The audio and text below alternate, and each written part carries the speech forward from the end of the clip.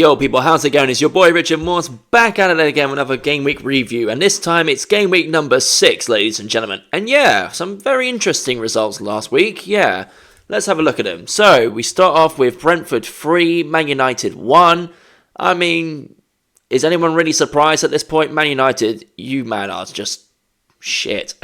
You guys are so bad at this point, like it's just not even funny anymore. It's just almost sad and pathetic. Like, it's Man United being Man United. It's the history of United right now. That's all I've got to say about this game. There's nothing really more to say. Huge win for Brentford. Like, that really puts them up further up the table. And Brentford are one of those teams where they can give you a good game. They're not complete pushovers. They're not like Wolves who get beaten every week. They can actually give you a good game once they get their flow great. I know you can argue against Man United. You know, United are terrible. Everybody beats them. So, apart from Chelsea, ironically. But it's just like, yeah, beating Man United, whoop-de-doo, everybody does it. You know what I mean? It's not that big of a deal. But, you know, still 3 points for Brentford, so that's pushing them up. Where are they in the table now? Let's have a look. Where the fuck's the table? Oh, God. Oh, why is the table always disappearing when I need it the most? Table, here we go. No, piss off with the ads. Yeah, that pushes them up to 13th, so that keeps them away from the relegation zone, so it's not the end of the world for Brentford. And I think, looking at their next game, they've got pretty good fixtures coming up. I know they got Man City, though. They got Man City away, but after that, they should have a good run of form games, so they should be alright. I think they'll be okay, Brentford. Now, we move on to Chelsea 1, Brighton 3. Yeah, I'm not really too surprised with that one, because defensively, Chelsea have been very hit and miss. So, to see Brighton, the team that have been basically Chelsea's feeder club system for the last couple of years, beat them 3-1 at Stamford Bridge, not too surprising, really. I know they just beat Benfica in the Champions League, but it wasn't a great performance. And they went down to 10 men, and their only goal was an own goal from Benfica, so I can't see them beating Liverpool on the weekend, to be honest. Yeah, big win for Brighton. That moves Brighton up to 10th, so, you know, they're only, what? How many points off the top? 6. They're on currently on 9. What points are they on? Points-wise, they're on 8, which is only literally 3 points off top 4. So it's not bad position for Brighton. And they got some good fixtures coming up. So yeah, interesting one. They got Wolves this weekend. They should win that on paper. So that's an easy 3 points in the bag. That should push them up to easily 6th or 7th. And yeah, fair play to Brighton. Alright, the big shocker of the week was Crystal Palace 2, Liverpool 1. Yeah, Arne Slot's machine ran out of gas and their luck ran out this week. We've been seeing it lately, you know, Liverpool have been like the masters of the 95th, 96th, 97th minute winners. But no, for some reason, Palace seem to have the number. They beat them in the Community Shield. They've beaten them in the Premier League. They've ended that unbeaten run, which only lasted 5 weeks anyway. And yeah, they pretty much did to Liverpool what Liverpool's been doing to the teams for the last couple of weeks and beat them in the final seconds of the game. And yeah, and to be honest, the way Liverpool have been playing, especially defensively, it does feel like this result has been coming. The signs were there. I think the fact they didn't get Gahey in the summer transfer window when they really wanted to get him was a big warning sign. And yeah, defensively, I think Konaté's head's been turned. I think he's got Madrid on the brain, similar to what Trent did last season. He's got Madrid on the brain. He don't want to be there. He's just like counting down the days till he can go to Madrid. So I think defensively, Liverpool have to get Gahey in the January transfer window, or basically as soon as possible, really, or try and find another one, because I know they just lost that Italian defender, that young guy they signed. He literally tore his ACL, so like he's out as well. So defensively, their options are limited. They've got obviously Van Dijk. I don't know if Joe Gomez is... I think he's always injury prone anyway, so God knows if he's still there. They lost Kwanzaa to Leverkusen. Yeah, literally, their defensive options are pretty limited, so they kind of have to play on with Virgil van Dijk and Konaté, but their partnership's not really working out right now, so... And the fact they lost to Galatasaray literally yesterday, it's not looking good for Liverpool right now. And they've got to play Chelsea, which, you know, on paper they should win, but the way both teams have been playing right now, it could generally go either way. It really could. So yeah, it's going to be an interesting one, Liverpool-Chelsea. Alright, we move on to the next game. Leeds 2, Bournemouth 2. Kroupy, my boy Kroupy, with the final, literally last-minute equaliser. But boy, from the highlights I saw, Not good, lads. Defensively, we were all over the place. And I've been saying it in my reaction to the game. Like, it feels like Senesi is the leader, and if he's not on form, the rest all sort of fall apart as well. It feels like he's the puppet master, telling Truffier, Diakite, Milo, Jimenez, and even Areo. All the guys like, right, I'm your leader, this is what you do. When he's not on it, they're all off on it. When he's on form, they're all on form as well. And very similar to the attacking as well. It feels like with the attacking of like Semenyo on the right, Evan Nilsson up front, and whoever's on the left, whether it's Brooks, Adley, Doak, Cliver, Tav, whoever, it feels like if Semenyo's not on form, because let's be honest, he's been carrying us up front right now. If he's having a bad game, we're having a bad game. If Evan Nilsson doesn't get any service, because let's be honest, he's a poacher. He's not an advanced forward, he's not a false nine, he's a poacher. He's literally there waiting for you to give him service to score goals. If he's not getting service from Tav, Semenyo, Cliver, Brooks, whoever, he's anonymous. He's basically just not there. We might as well just play Krupi Jr. and just give Evan Nilsson a break, because clearly it's not working for Evan Nilsson right now. We might need to rotate the squad a little bit. And, maybe put Krupi Jr. up front. He scored a goal in the last game, so can't really see a reason not to play him. Just saying. But yeah, we got Fulham on the week. Well, actually on Friday. It was going to be on the weekend, but they moved it to Friday. But yeah, Fulham, as much as I like to say we're the favourites, you just never know.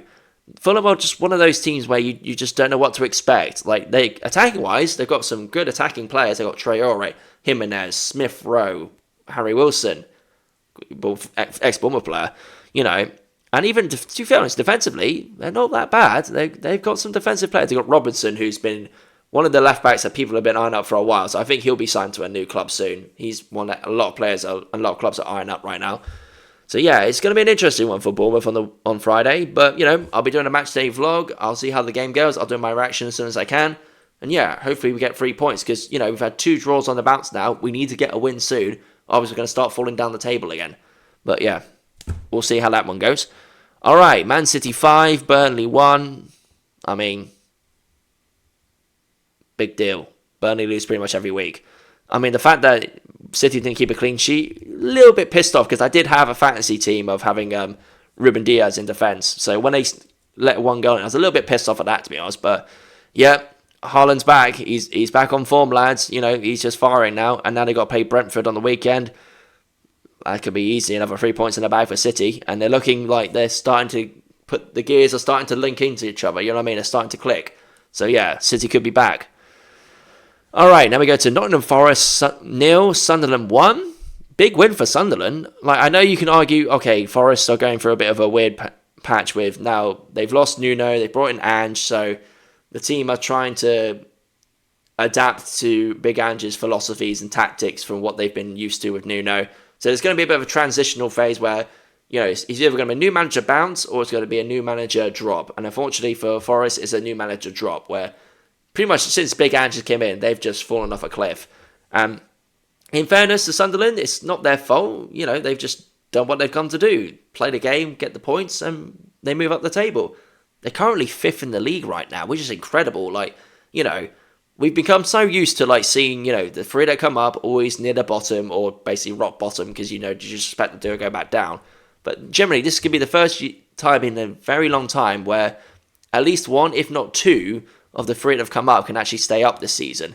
The last team to actually stay up from the league from being promoted was Bournemouth. And that was, 4 years ago? Or going to be 4 years ago by the end of the season. So yeah, actually really exciting because it finally feels like we're going to have some rotation in the Premier League. We're not going to be playing the same old teams every year. It's always, because the last couple of years, it's just been the same old teams skirting around relegation and just avoiding the drop. Whether it's your Wolves, your Everton, who else is there around that usually? Palace were there for a little while. Brentford were there for a little while. Fulham were as well. West Ham as well. So yeah, West Ham, Everton and Wolves are usually the ones that are always skirting around relegation. But because of the 3 that come up, they always have that little bit of a cushion. But now it feels like this could be the season where a few of those could go down, especially West Ham and Wolves. They're just shit. There's no other way to say it. They're just crap. There's no other way to say it. All right, we move on to Tottenham. Is it Tottenham 1 was 1? Hold on. Did I get that right? Let me go back. I could swear it was a draw. No, I am right. Yes, so Tottenham 1, Wolves 1. Now, I don't know. Tottenham are really weird at the moment. They had a really good start to the season, but it does feel like they're starting to drop off a little bit. I don't know whether the Spursism is coming back in a little bit, but they are starting to drop points a little bit. They can go and beat, Man City and all the big teams, but then when they play the lower teams, it feels like they go back to that fossil football and old school Spurs, where they just bottle the lead to stupid teams when they really should be walking in 3-4-0. And this is exactly proof in the pudding.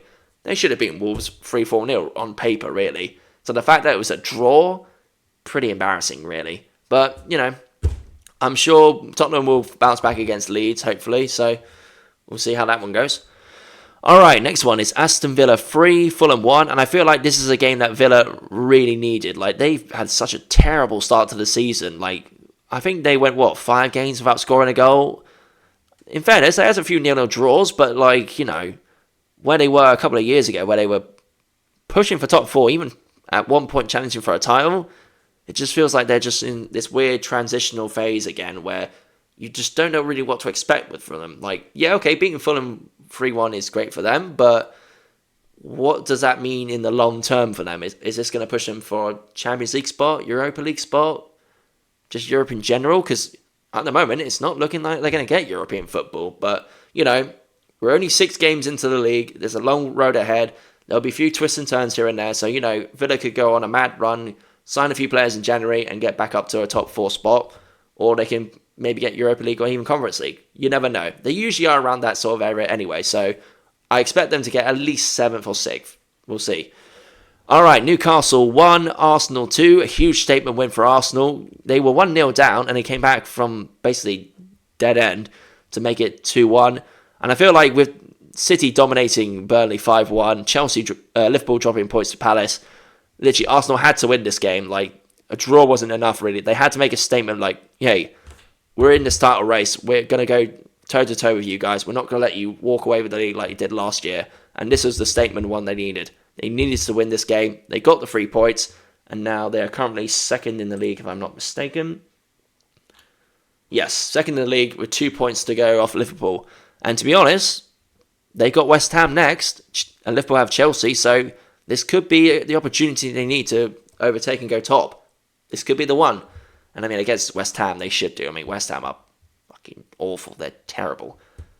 Okay, West Ham fans, if you're watching this, I don't hate your club. This isn't me shitting on your club. It's just, I'm just saying what I'm seeing. I've watched you guys play the last couple of weeks and god awful. I do generally feel sorry for you guys. I know you've just sacked Graham Potter, you got Nuno in, but you're going to be going through that little transitional weeks. You're either going to have a manager bounce straight away, or you're going to struggle to adapt to the new system. So we'll see how that new manager bounce goes. All right, speaking of West Ham, final game of this week was Everton 1, West Ham 1. To be honest, I watched the game. I thought Everton could have won 2-1, 3-1 the way it was going. They should have won, really, on paper. But yeah, Everton have really impressed me so far with Iliman Ndiaye, Grealish. Mate, Grealish has been like a breath of fresh air since he's come to Everton.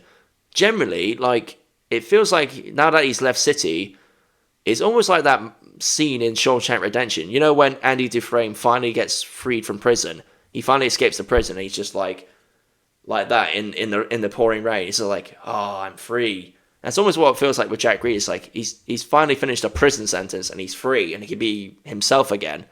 And I know he's come out and said, oh, I partied too hard. I didn't maybe take it as seriously as I did at City. I think he got too complacent. I feel like this is his opportunity. I know because we've also got the World Cup coming up in 2026. I think he wants that England spot again. And it feels like this is his opportunity to do it. It's kind of like now or never really for him. It's getting to that point where if he doesn't get an England call-up now, is he going to get one after this? Probably not. So yeah, it kind of feels like now or never for Grealish to get an England shot. And playing at Everton where he can be the main man, he can be like what Grealish used to be at Villa, this is the opportunity for him. So honestly, the fact that Everton are ninth, usually, the last couple of years they've been scraping relegation. This is probably the best start they've had in a long time.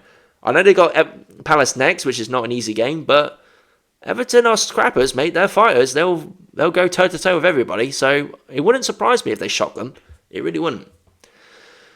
Alright, and yeah, that's it. That's the scores for last week. I will be doing another review next week, and yeah, we'll see how the fixtures go. What I might do is I might start adding the Premier League table as well, just so I can give you context of where people were compared to last week. I think I'll add that in next week. So yeah, on that note, ladies and gentlemen, thank you for watching my review video. I've been your boy Richard Morse. I'll be doing a matchday vlog for the Bournemouth-Fulham game on Friday.